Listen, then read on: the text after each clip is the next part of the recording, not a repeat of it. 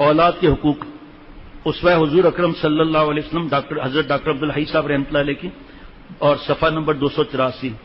حضور نبی کریم صلی اللہ علیہ وسلم کے ارشاد ہیں کہ مسلمانوں، خدا چاہتا ہے کہ تم اپنی اولاد کے ساتھ برتاؤ کرنے میں انصاف کو ہاتھ سے نہ جانے دو۔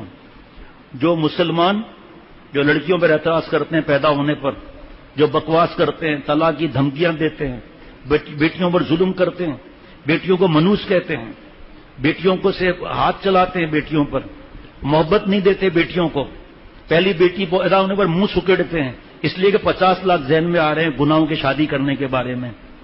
اور جو منہ سکیڑے اس نے یہودیوں اور نصارہ کی نقل کی آپ صلی اللہ علیہ وسلم سے پہلے جو اس طرح منہ سکیڑتے تھے، زندہ دفن کر دیتے تھے۔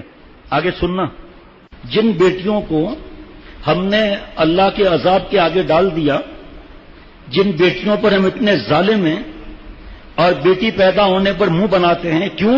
50 لاکھ کا خرچہ یاد آتا ہے شادی کا، ہمارے نالائکیوں کی وجہ سے جہیز وغیرہ اور گناہ اور لعنت جہیز کی، اور مہندی، مایوں، صحرا بندی، 8 دعوتیں، بینکیوٹ ہال۔ جو بیٹی کی پیدائش پر منہ سکیڑے اس نے آپ صلی اللہ علیہ وسلم سے پہلے یہود و نصارہ کی نقل کی، ایک۔ نمبر 2، آپ صلی اللہ علیہ وسلم کے پاس جب حضرت فاطمہ رضی اللہ تعالیٰ عنہ خدمت میں حاضر ہوتی تھیں تو آپ صلی اللہ علیہ وسلم چند قدم آگے بڑھ کر استقبال کرتے تھے، اور جب آپ صلی اللہ علیہ وسلم سفر پر تشریف لے جاتے تھے سب سے آخر میں حضرت فاطمہ رضی اللہ تعالیٰ عنہ سے ملتے تھے، اور واپس آ کر سب سے پہلے حضرت فاطمہ رضی اللہ تعالیٰ عنہ خاتون جنت سے ملتے تھے۔ کیوں؟ تاکہ اتنا جدائی کا فاصلہ کم رہے۔ حضرت فاطمہ رضی اللہ تعالیٰ عنہ کو اتنا غم ہوا آپ صلی اللہ علیہ وسلم وفات پر، پردہ فرمانے پر۔ انشاءاللہ کوشش کروں گا اگلے جملے کو وہ اشعار سناؤں جو برداشت نہیں کر سکیں گے ہم، اور اس صدمے میں چند ماہ تک زندہ رہیں، بس خاتون جنت ہیں۔ تسبیح فاطمہ کیا ہے؟ اور جب آپ صلی اللہ علیہ وسلم پر بکرے گائے کی نہیں اونٹ کی اوجڑی ڈالی گئی تھی، اس وقت حضرت فاطمہ رضی اللہ تعالیٰ چھوٹی بچی تھی، اور وہ کھینچ رہی ہیں، کھینچ نہیں سکتی، رو رہی ہیں۔ آپ صلی اللہ علیہ وسلم کو بدبو کتنی آئی ہوگی صرف یہ سوچنے اوجڑی کی، اور یہ ابو جہل اور مردود اور یہ سب ہنس رہے ہیں، کہہ کے مار رہے ہیں۔ یہی یہود و نصارہ کی ہم نقلیں کرتے ہیں۔ ہماری بیٹی کا لباس اللہ معاف فرمائے ہم ہی تو خریدتے ہیں یا مارکیٹ میں بیچ دیتے ہیں۔ وہ ابھی بات حضرت ایک یہودی عالم آئے، آپ صلی اللہ علیہ وسلم سے پوچھا کہ اللہ تعالیٰ کو سب سے ناپسندیدہ جگہیں کون سی ہیں؟ آپ صلی اللہ علیہ وسلم نے فرمایا اللہ سے پوچھ کر بتاؤں گا۔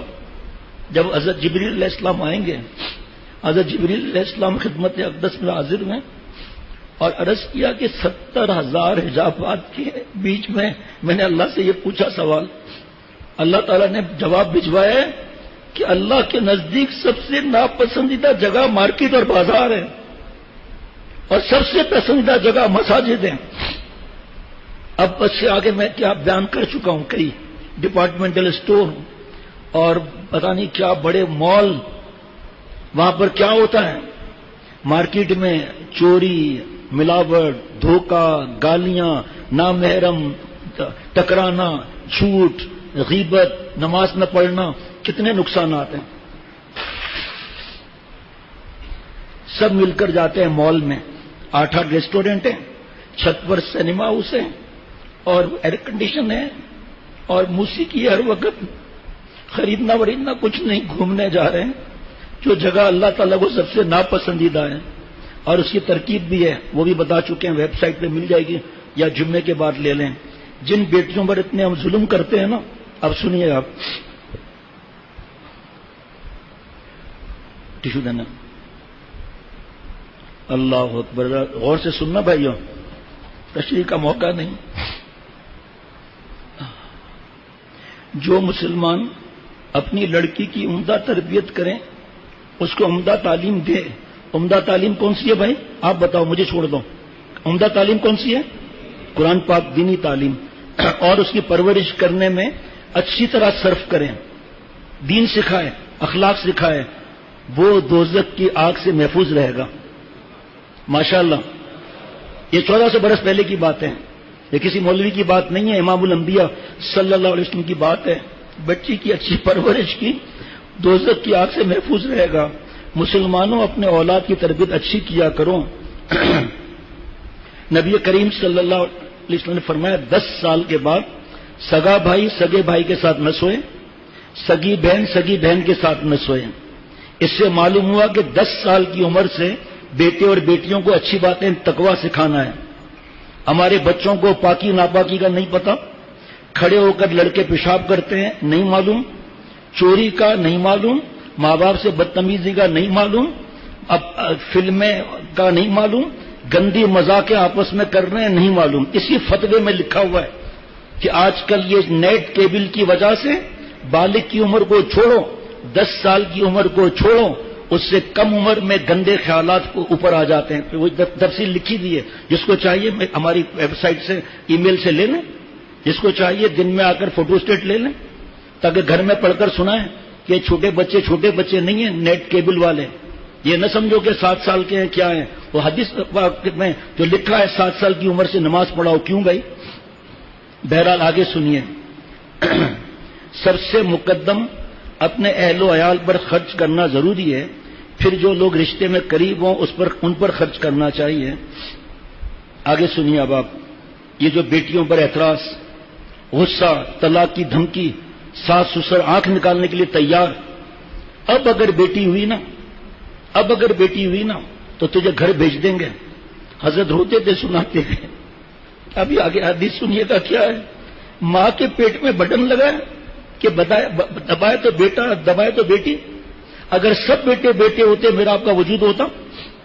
آپ صلی اللہ علیہ وسلم نانا بنے، دادا نہیں بنے۔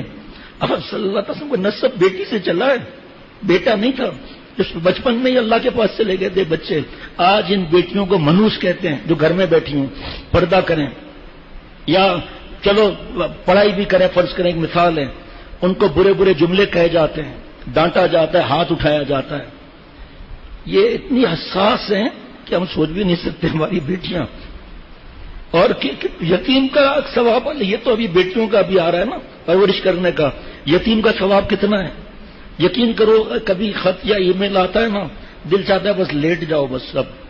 اب آگے کچھ سمجھ میں نہیں آ رہا۔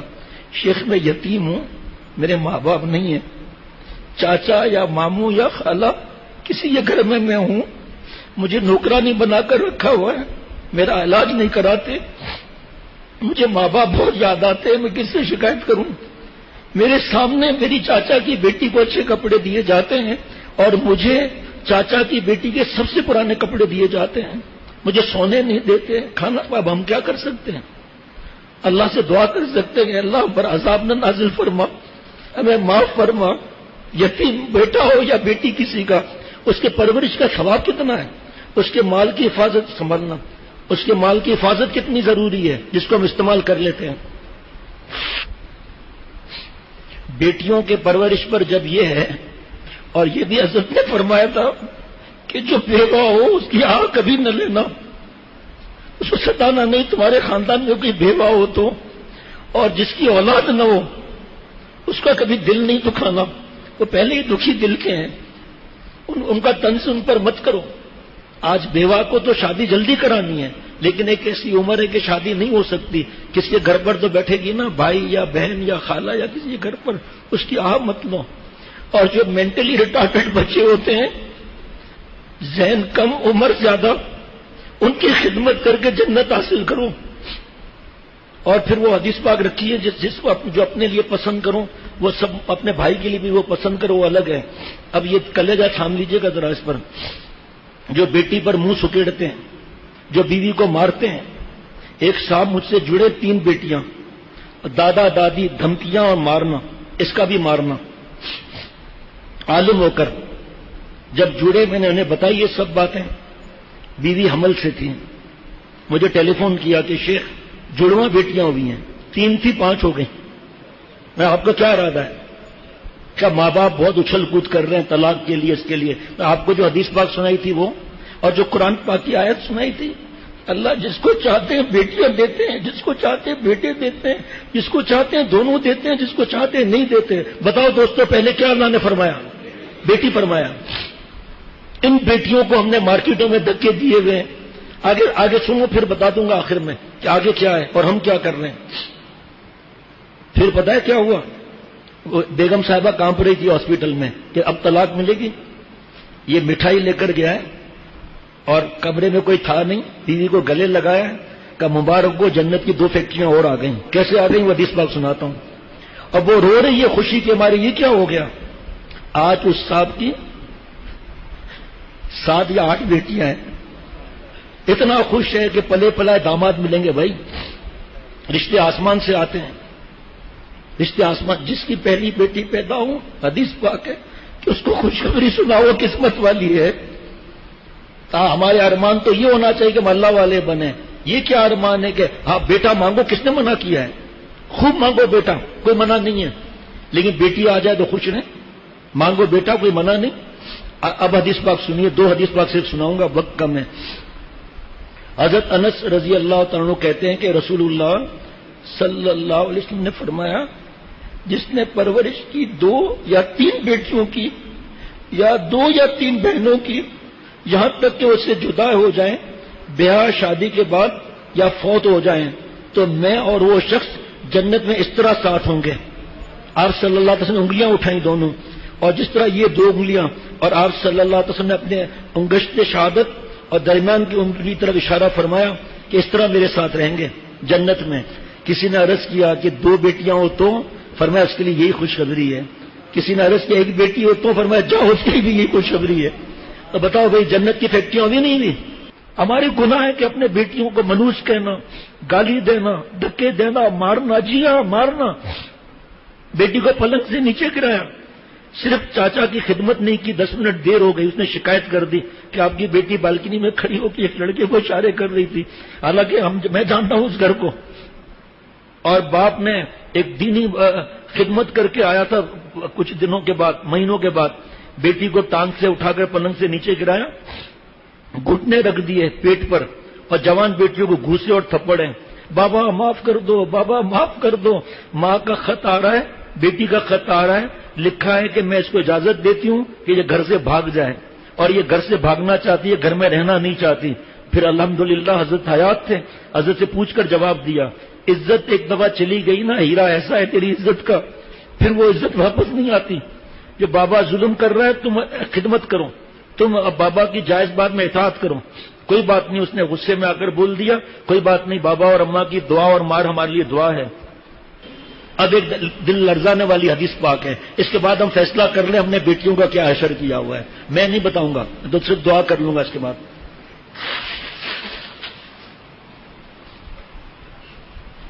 بچپن سے چڈیاں, پینٹ شرٹ بیوی میں نہیں مانتی ہے, ہم تو پہلے مانے کسی دن. ایک حدیث پاک سناؤں گا چند لائن کی, فیصلہ خود اپنے دل میں کریں, اور اب کیا کرنا ہے اس کا فیصلہ بھی کرنا ہے.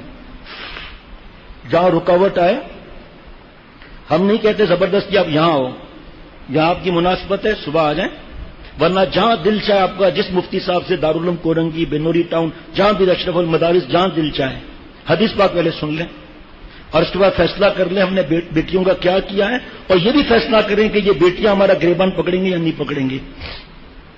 حدیث شریف میں ہے کہ جب کسی کے یہاں لڑکی پیدا ہوتی ہے تو خدا اس کے یہاں فرشتے بھیجتے ہیں. بیٹی پیدا ہوتی ہے, خدا فرشتے بھیجتے ہیں جو آ کر کہتے ہیں اے گھر والوں تم پر سلامتی ہو. وہ لڑکی کو اپنے پروں کے سائے میں لیتے ہیں. واہ واہ واہ, سبحان اللہ کہیں بھائی. یہ بیٹیاں ہیں جناب, اور روڈوں پر کھڑی ہوئی ہیں, پینٹ شرٹ پہنی ہوئی ہیں, لڑکوں کے ساتھ گیم کھیل رہی ہیں, موٹر سائیکل پر ساتھ بیٹھی ہوئی ہیں اور خوش ہو رہے ہیں. یہ بیٹیاں ہیں. آگے سننا تو پتہ چل جائے گا کہ گردن پکڑی جائے گی نہیں پکڑی جائے گی. توبہ کا دروازہ کھلا ہوا ہے. بیٹی نہیں مانتی, دھمکی دیتی ہے, اس کا بھی علاج ہے. میں تو دوبارہ پڑھوں گا, مجھے تو رات بھی بڑا مزہ آ رہا تھا. خدا ان کے یہاں فرشتہ نہیں فرشتے بھیجتے ہیں جو آ کر کہتے ہیں اے گھر والوں تم پر سلامتی ہو. وہ لڑکی کو اپنے پروں کے سائے میں لیتے ہیں, اور فرشتے اس کے سر پر ہاتھ پھیرتے ہوئے کہتے ہیں یہ کمزور جان ہے, اور ایک کمزور جان سے پیدا ہوئی, جو اس بچی کی نگرانی کا جملہ غور سے سننا. کون نگرانی کرتا ہے بیٹی کی؟ کتنے لوگ کرتے ہیں لیکن کتنے؟ یہ حدیث پاک کے جملے سنیں. جو اس بچی کی نگرانی اور پرورش کرے گا، پرورش کیسی کرے گا؟ یہود و نصارہ یا آپ صلی اللہ علیہ وسلم طریقے پر؟ بس یہ ہے، اس کی تشریح تو لمبی چوڑی ہے نا بھائی. جو اس بچی کی نگرانی اور پرورش کرے گا، قیامت کے دن خدا کی مدد اس کے شامل حال رہے گی. اب جو حشر ہم کرتے ہیں وہ سامنے ہے. مجھے تو تعجب ہوتا ہے، ہم گاؤں والے ہیں، گاؤں والوں کو کیا مستی چڑھی ہے کہ اپنے بیٹیوں کو ہاسٹل میں بھیج رہے ہیں. ارے دینی ہاسٹل میں منع ہے. ہمارے بزرگوں نے کہا، شیخ العرب والعجم عارف باللہ حضرت مولانا شاہ حکیم محمد اختر صاحب رحمۃ اللہ علیہ فرماتے ہیں، ان بزرگوں کے غلام ہیں جو بیٹیوں کے دینی ہاسٹل میں منع کرتے ہیں. دنیا کی ہاسٹل کہاں سے آ گئی؟ ہاں جو داخل ہے نا، کوئی رشتہ دار محرم، اس سے پوچھو ہاسٹل میں لڑکیوں کا حالت کیا ہوتی ہے. دنیا والے ہاسٹل میں، ہماری بیٹیاں ہاسٹل میں دوسرے شہر کو گولی مارو، دوسرے ملکوں میں جا رہی ہیں. 12 سال 14 سال کی بیٹیاں، اور نام یہود و نصارہ کے حوالے.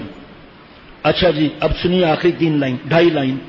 آپ صلی اللہ تعالی وسلم نے فرمایا، جو شخص بھی ایسی عجیب و غریب حدیث پا کے دل لرز جائے، جو شخص بھی لڑکیوں کے پیدائش کے ذریعے آزمائے جائیں اور ان کے ساتھ اچھا سلوک کر کے آزمائش میں کامیاب ہو، تو یہ لڑکیاں اس کے لیے قیامت کے روز جہنم کی آگ سے ڈھال بن جائیں گی.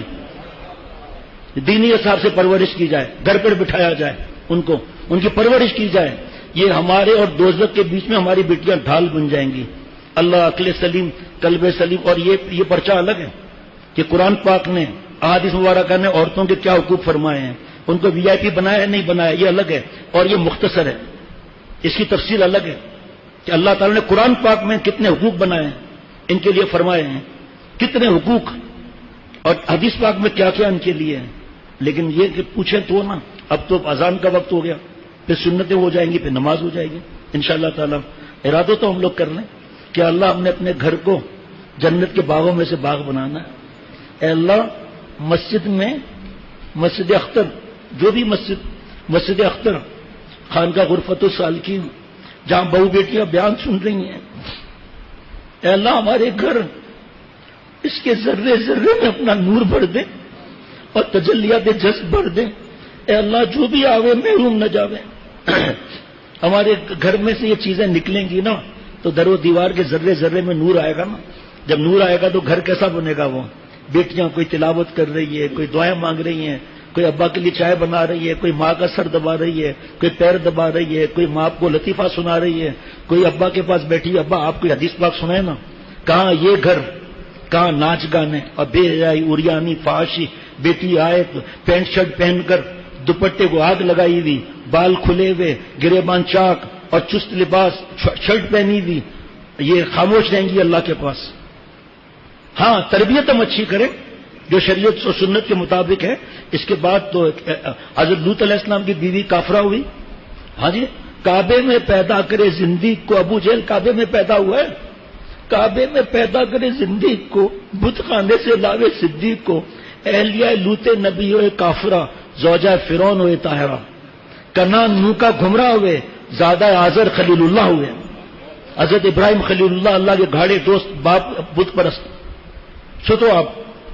اور فرعون کی بیوی طاہرہ، تفسیر میں لکھا ہے کہ حضرت آسیہ رضی اللہ تعالیٰ عنہ آپ صلی اللہ علیہ وسلم کے نکاح میں دے دی گئی تکلیفیں برداشت کرنے کے بعد. یہ دیکھو آپ، یہ فکر نہ کریں کہ بیٹی نہیں مان رہی یا بیوی نہیں مان رہی. اللہ سے مانگیں گے، تہجد میں روئیں گے، اللہ سے فریاد کریں گے کہ اللہ گھر کو آگ ہم نے لگائی، ہمیں مرنے سے پہلے اسے بجھانے کی توفیق عطا فرما اور سنتوں کے اور شریعت کے باغ کو لگانے کی توفیق عطا فرما. دیکھو مدد آتی ہے نہیں آتی. آج ہی جمعے کے دن مغرب سے پہلے ہر دعا قبول ہوتی ہے. ہاں اجتماعی دعا نہیں ہے. بہو بیٹیاں گھر میں دعا مانگیں، ہم اپنے گھر میں مانگ کر گھر قریب اذان کے ساتھ آ جائیں، کسی کونے میں دعا مانگیں کہ اللہ آپ سے آپ کو میں مانگتا ہوں، ساری زندگی سب کچھ مانگا، کبھی آپ سے آپ کو نہیں مانگا، آج آپ سے آپ کو مانگتا ہوں. جو تو میرا تو سب میرا، فلک میرا، زمین میری، ایک تو نہیں میرا تو کوئی شے نہیں میری.